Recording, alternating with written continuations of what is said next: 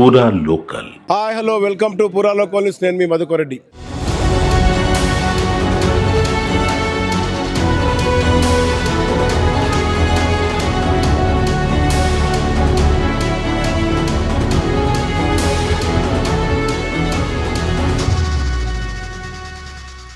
తెలంగాణ రాష్ట్ర వ్యాప్తంగా గురుకుల పాఠశాలలు అభద్రతపై ఇంకా ప్రశ్నార్థకంగానే మారిన పరిస్థితి. మొన్నటికి మొన్న జగిత్యాల జిల్లాలో పాము కాటుకు విద్యార్థులు ప్రాణాలు కోల్పోగా ప్రస్తుతం కరీంనగర్ జిల్లా కేంద్రంలోని గురుకుల పాఠశాలలో కూడా ఫుడ్ పాయిజన్తో దాదాపు 25 మంది విద్యార్థులు ఆసుపత్రి పడిన పరిస్థితి. అదే ప్రస్తుతం హాస్టల్ ముందు మనం ఉన్నాం. గత రాత్రి ఏం జరిగింది, ఆసుపత్రికి వెళ్లాల్సిన పరిస్థితి ఎందుకు వచ్చిందని తెలుసుకునేందుకు రాత్రి సిక్ అయిన విద్యార్థి పేరెంట్ మనతో ఉన్నారు. ప్రస్తుతం వాళ్ళ కూతుర్ని కరీంనగర్ హాస్టల్ నుంచి ఇంటికి తీసుకెళ్తున్న పరిస్థితి. వారితో మాట్లాడదాం. అసలు రాత్రి ఏమైంది?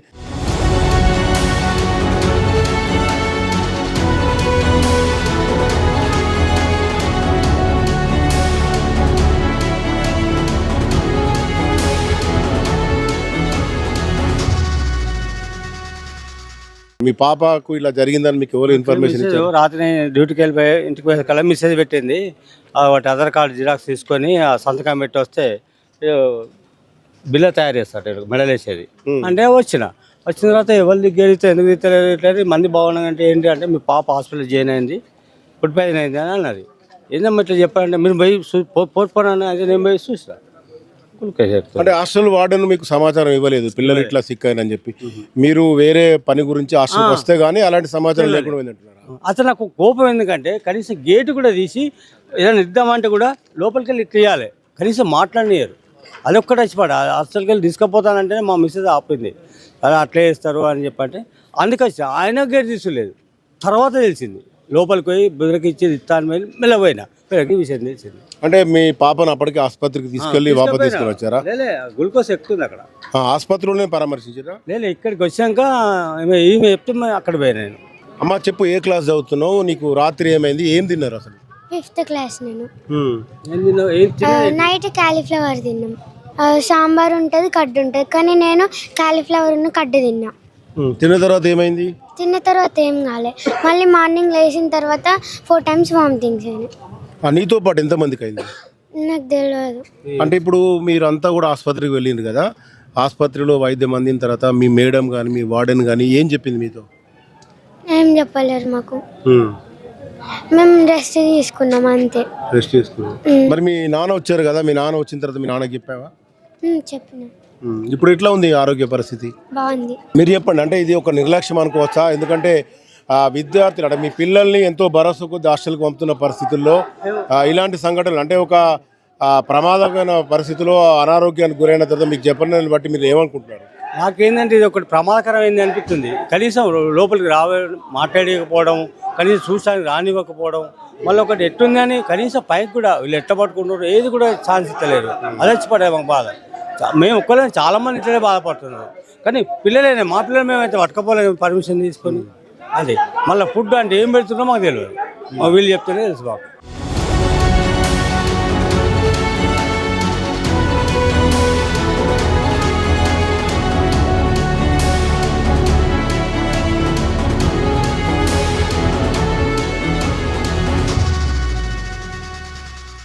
ఒక రకంగా చూస్తే ప్రభుత్వం ఎన్ని చర్యలు తీసుకున్నప్పటికీ కూడా గురుకులాల్లో అధికారుల నిర్లక్ష్యం మాత్రం కనబడుతోంది. ఇక్కడ మనకి కొంతమంది విద్యార్థి నాయకులు కూడా ఉన్నారు. దాదాపు ఉదయం నుంచి సమాచారం తెలిసినప్పటి నుంచి గేటు ముందు ఆందోళన చేస్తున్నారు. అయితే లోపల ఎలాంటి పరిస్థితి ఉంది, నిజంగానే 25 మంది కన్నా ఎక్కువ విద్యార్థులకి దాదాపు ఎలాంటి అనారోగ్య పరిస్థితులు ఉన్నాయి, ఇవలాంటి సమాచారం మనం ప్రత్యక్షంగా చూసాం. ఒక బాలిక అనారోగ్యానికి గురైన తర్వాత కూడా అస్వస్థకు గురైన తర్వాత కూడా తల్లిదండ్రులకు సమాచారం ఇవ్వలేని పరిస్థితి. వీరితో మాట్లాడదాం. ఇలాంటి పరిస్థితిని ఎలా చూడొచ్చు? ఇది కేవలం కాంట్రాక్టర్ల వల్ల, టెండర్ల వల్ల నిర్లక్ష్యం. మరి ఈరోజు బీసీ వెల్ఫేర్ హాస్టల్లో చూసుకున్నట్టయితే వాళ్ళు హాస్టల్స్ని వ్యాపార కేంద్రంగా చేస్తున్నారు. వాళ్ళు డబ్బులు మిగిలించుకోవాలని చూస్తున్నారే తప్పితే మరి ఆ మెనూ ప్రకారంగా విద్యార్థులకు ఆ మెనూ ప్రకారంగా పెట్టినటువంటి దాఖలు ఈ హాస్టళ్లలో లేవు. కేవలం ఫుడ్ పాయిజన్ కావడానికి కారణం నాసిరకమైనటువంటి కూరగాయలు కానీ మరియు నాసిరకమైనటువంటి రైస్ వాడడం వల్లనే, ఈ ఫుడ్ లోపం వల్లనే విద్యార్థుల యొక్క ప్రాణానికి నష్టపాయకంగా జరుగుతూ ఉంది. తక్షణమే ఆ టెండర్లో ఉన్నటువంటి టెండర్లను మరియు కాంట్రాక్టర్లను తీసివేసి మహాత్మా జ్యోతిరావు పూలే ఉన్నటువంటి అధికారిని తక్షణమే మరి వారి విధిలో నుంచి తీసివేయాలని రాష్ట్ర ప్రభుత్వానికి నేను విజ్ఞప్తి చేస్తూ ఉన్నాను. నా పేరు అనిల్ యాదవ్, బీసీ విద్యార్థి సంఘం కరీంనగర్ జిల్లా అధ్యక్షులు. అసలు ఇప్పుడు మీరు లోపలికి వెళ్ళి ఏం తెలుసుకోవాలనుకుంటున్నారు? పోలీసులు అడుగుకుంటున్నారు కదా, ఏంటి అసలు కాంగ్రెస్ ప్రభుత్వం మొత్తం నిరంకుశం పాలన వ్యవహరిస్తుంది. ఎక్కడికక్కడ అడ్డుకుంటున్నారు. సమస్యలు తెలుసుకుందామని గురుకులాలకు వెళ్తే అక్కడ ప్రిన్సిపాల్లు, లెక్చరర్లు ఎవరు కూడా రానివ్వట్లేదు. ఈరోజు ప్రభుత్వ హత్యలుగా మిగిలిపోతున్నాయి. రాష్ట్ర వ్యాప్తంగా విద్యార్థులు హత్యలకు గురవుతున్నారు. ఇది కాంగ్రెస్ ప్రభుత్వం దుర్మార్గమైన ఈరోజు హింస జరుగుతుంది. ఈరోజు కాంట్రాక్టర్ల వాళ్ళ కకృతి పడి కాంట్రాక్టర్లు వాళ్ళ కమిషనర్ల కోసం వాళ్ళు కకృతి పడుతూ వాళ్ళు సంపాదించుకోవడం కోసం విద్యార్థులను బలిపశువులు చేస్తూ విద్యార్థి జీవితాలతో నాశనం చేసిన పరిస్థితి ఈరోజు కరీంనగర్ జిల్లాలో ఉన్నది. రాష్ట్ర వ్యాప్తంగా సుమారు 50 పైగా విద్యార్థి హత్యలు జరిగినాయి. దీనిపైన ఎలాంటి విచారణ లేదు. ఈరోజు అల్లు అర్జున్ పుష్ప ఘటన గురించి వాళ్ళ రాజకీయ ప్రయోజనాల కోసం ఉన్నాయి తప్ప ఈరోజు విద్యార్థి హత్యల పైన జరగట్లేదు. ప్రత్యక్షంగా కరీంనగర్లో జరుగుతున్నా కానీ పట్టించుకునే పరిస్థితి ఉన్నది.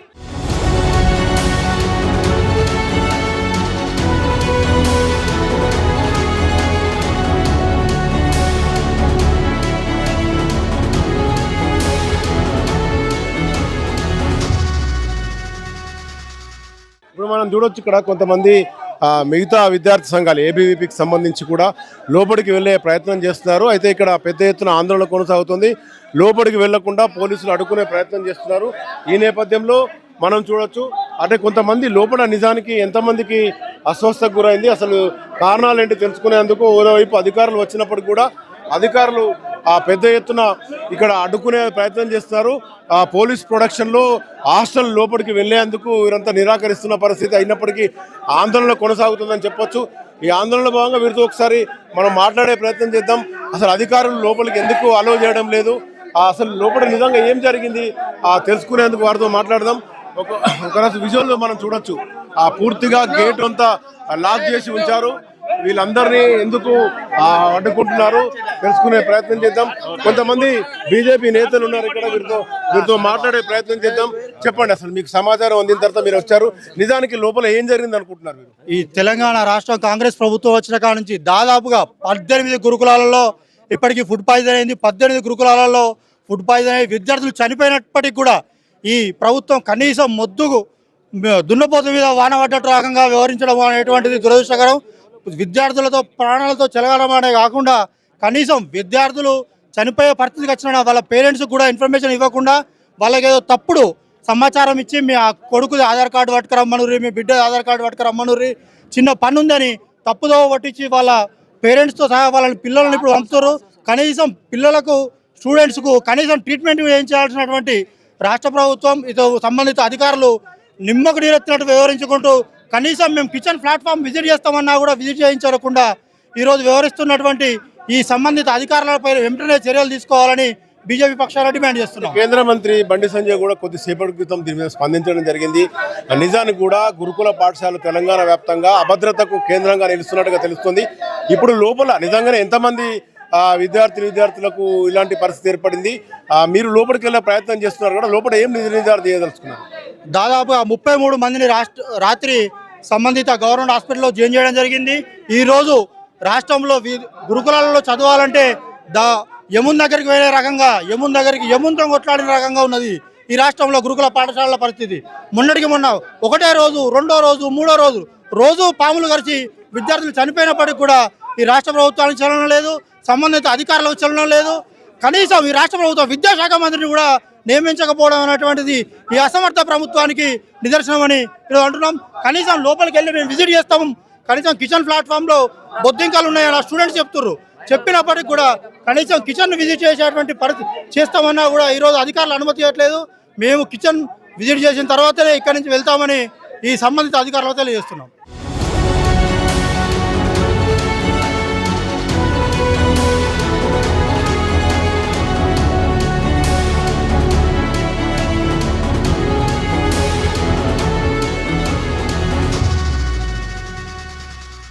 ఇది మొత్తంగా మనం చూడొచ్చు. ప్రత్యక్షంగా చూస్తే విద్యార్థి సంఘాలన్నీ కూడా ఏబీవీపీ, ఎస్ఎఫ్ఐ, ఏఐఎస్ఎఫ్ వీరంతా కూడా ఇక్కడ జరుగుతున్న అసలు గురుకుల హాస్టల్లో ఏం జరుగుతోంది, గత కొద్ది రోజులుగా చాలా విమర్శలు వస్తున్నప్పుడు కూడా అధికారంలో మాత్రం ఎలాంటి మార్పు లేదు. ఈ నేపథ్యంలోనే ఇప్పటికీ పెద్ద ఎత్తున ఆందోళన కొనసాగుతోంది. ఇప్పటికే ప్రభుత్వ అధికారులు స్పందించారు. లోపల ఒక నిజ నిర్ధారణ జరుగుతోంది. అర్ధరాత్రి ఒకవేళ విద్యార్థులందరూ అస్వస్థకు గురైతే తల్లిదండ్రులకు సమాచారం ఇవ్వాల్సిన పరిస్థితుల్లో వీళ్ళందరినీ కూడా గోప్యంగా ఇక్కడి నుంచి పంపించే ప్రయత్నం చేస్తున్నారు. ఈ నేపథ్యంలోనే ఇక్కడ పేరెంట్స్ తల్లిదండ్రులు వచ్చారు. అమ్మ, మీ పాప కూడా ఇందులోనే ఉందా? ఏంటి, మీకు ఏం సమాచారం ఉంది? పాప 5th class sir, 5th class sir. అదే మీకు ఎవరు అంటే మీరు ఎందుకు వచ్చారు? అంటే ఏమో ఇట్లా దేని మీద సంతకం చేయాలి, ఆధార్ కార్డ్ జిరాక్స్ పేరెంట్స్ పట్టుకొని రాని. అంటే ఆధార్ కార్డ్ అనేది మీరు బోగొట్టా అని చెప్తున్నారు. మీ పాప రాత్రి అంటే ఫుడ్ పాయిజన్ అయింది, ఆసుపత్రిలో చేరిన సమాచారం మీకు ఇచ్చారా? మాకు తెలియక నచ్చింది సార్. ఫుడ్ పాయిజన్ అయిన సంగతి మాకు తెలియదు.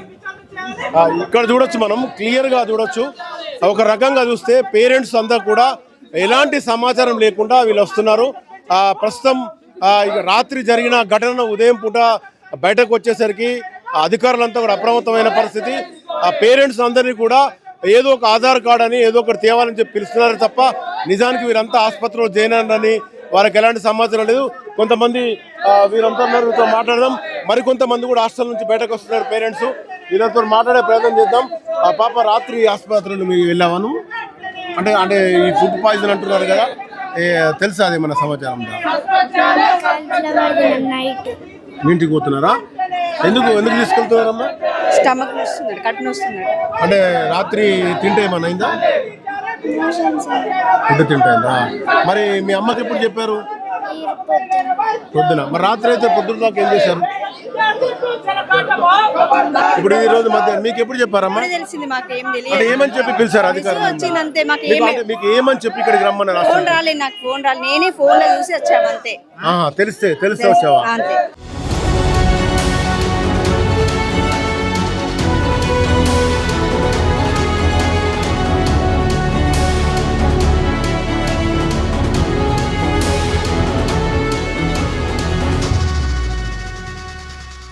చూడొచ్చు, మొత్తంగా ఒక తల్లిదండ్రులందరినీ కూడా ఏదో ఒక కారణం చేత లోపలికి పిలవడము, పిల్లల్ని మాత్రం బయటకు పంపుతున్న పరిస్థితి.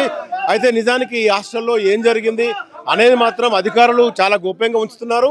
ఓవైపు విద్యార్థి సంఘాలు పెద్ద ఎత్తున ఆందోళన చేస్తున్నాయి. అధికారులు కూడా రావడం జరిగింది.